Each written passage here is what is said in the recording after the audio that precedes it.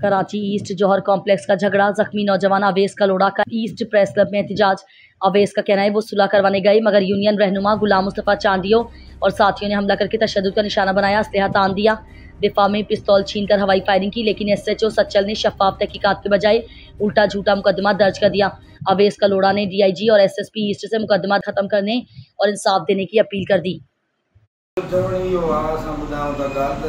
जेकी भी गाल है अड़े किस्म की का गाल ना है, इन गाल के अजायो बो मोह ॾिनो थो वञे, ॿी ॻाल्हि कई थी वञे।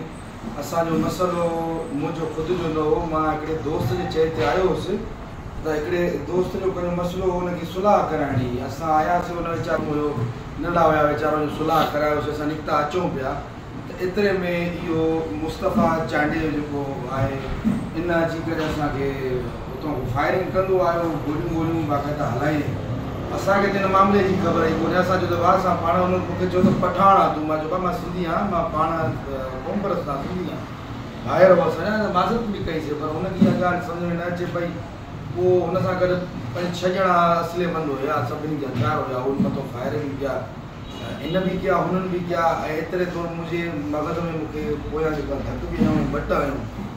पोइ एतिरे में बसि इहो आहे त पंहिंजे डिफेंस ख़ातिर असां पिस्टल खसे करे, उन्हनि जो ई पिस्टल हो, डिफेंस ख़ातिर असां मथे जेको हवाई कयासीं ऐं पंहिंजो जान छॾाए निकितासीं, छो जो असांखे मारनि पिया हो।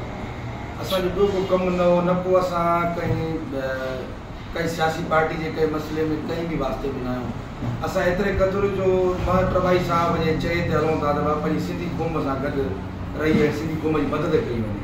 असांजी कहिड़ी ख़बर त इहो मामिलो एतिरो मथे ते चाढ़े छॾींदो, असांजो कमु ई न आहे हिन मामले में। जेको बि वाक़ियो थियो आहे, हिन वाक़े में पाण हुननि असां सां कई आहे। असां पंहिंजे डिफेंस ख़ातिर पाणनि खे धिका ॾेई निकिरी वियासीं, सुभाणे इंसान असां